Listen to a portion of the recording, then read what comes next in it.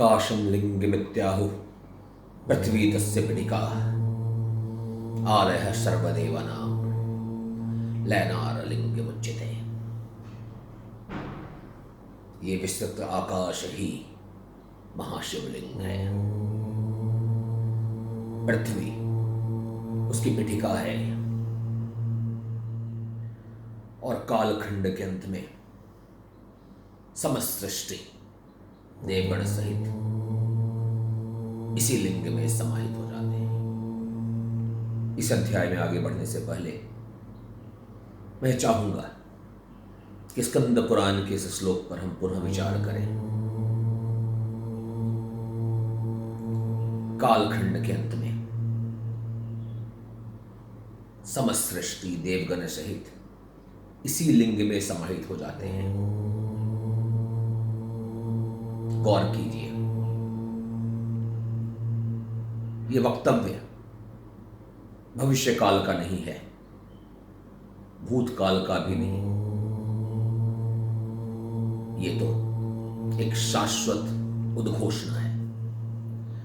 आज के अध्याय में हम बात करेंगे उस विषय की जिस पर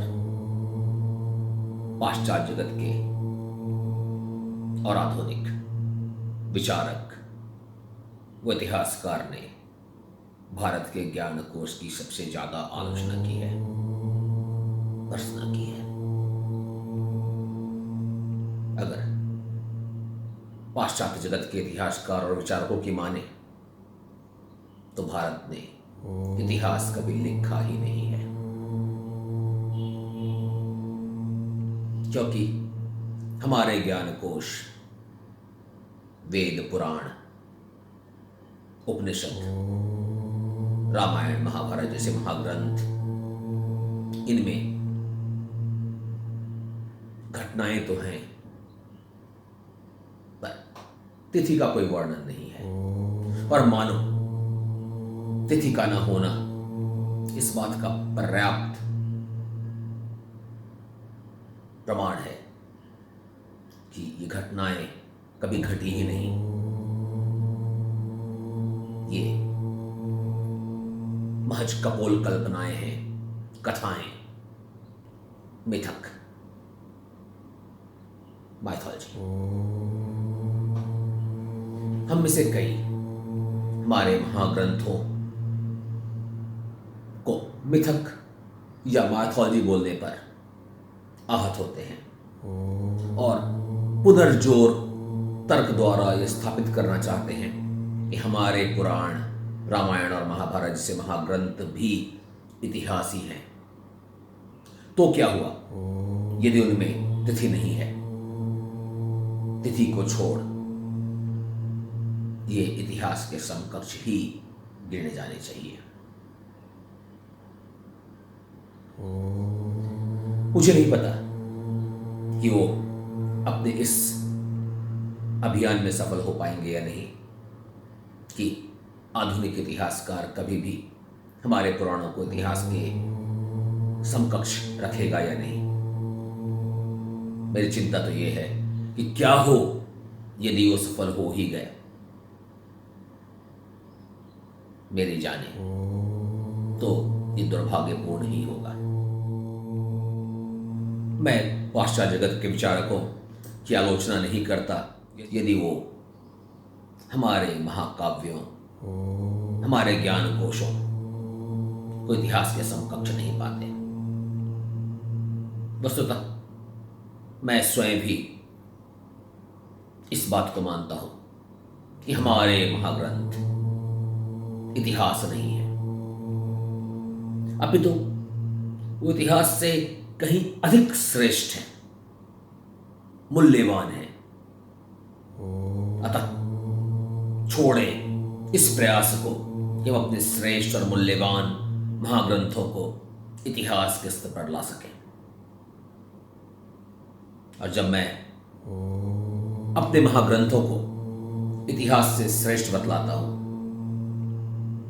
तो विश्वास करें मेरी उद्घोषणा पूर्वाग्रहों से रहित है और स्वयं इतिहास, विज्ञान अर्थशास्त्र, अनुसंधान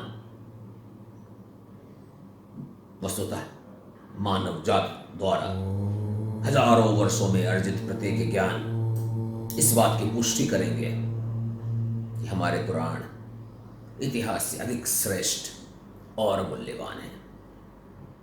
उनसे सहमत न होते हुए भी मैं पश्चिमी विचारकों और इतिहासकारों को इस बात के लिए भी दोषी नहीं मानता कि वो हमारे महाग्रंथों को मिथक या माइथोलॉजी बतलाते हैं। हमारे ज्ञान कोश प्राचीन हैं, अनेकों सभ्यताओं से भी अधिक प्राचीन, साम्राज्यों से अधिक प्राचीन। तब जब स्वयं इतिहास का जन्म भी नहीं हुआ था। तो सोचिए उन विचारकों की मजबूरी जिन्हें यह सिद्ध करना था कि भारत का संपूर्ण ज्ञान कोश उनके प्राथमिक कक्षा में पढ़ाए जाने वाले ज्ञान से भी कम।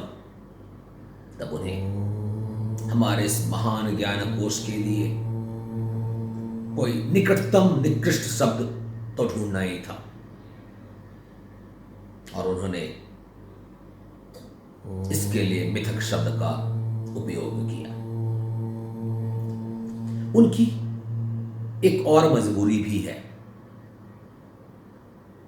अंग्रेजी भाषा में पुराण के लिए कोई सटीक शब्द है भी नहीं।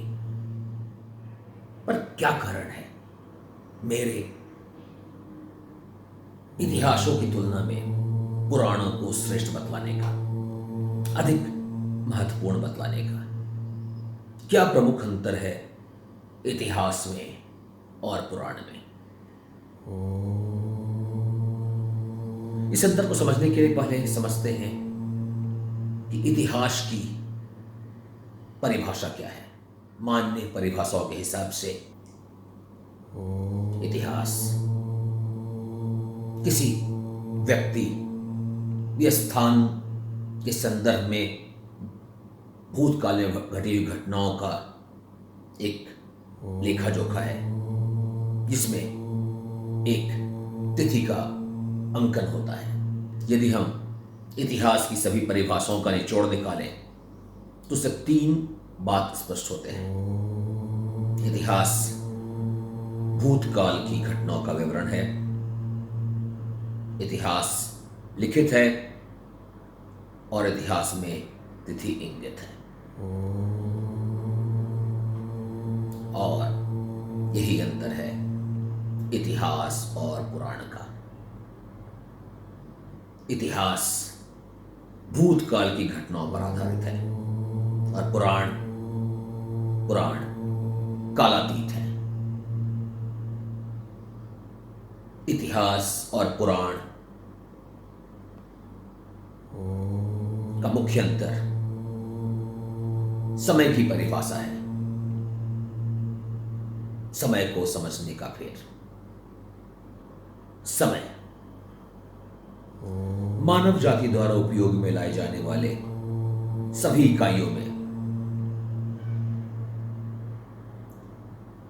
सबसे महत्वपूर्ण इकाई है। दुर्भाग्यवश समय की अवधारणा जो आधुनिक समाज में ली जाती है वो न सिर्फ अवैज्ञानिक है वरन दोषपूर्ण भी है। हम अगले भाग में समय की इस इकाई, उसके दोषों के कारण और उसका इतिहास और पुराण पे पड़ने वाले असर के बारे में चर्चा करेंगे। तो बने रहें मेरे साथ इस कहानी के अगले भाग में। जय हिंद।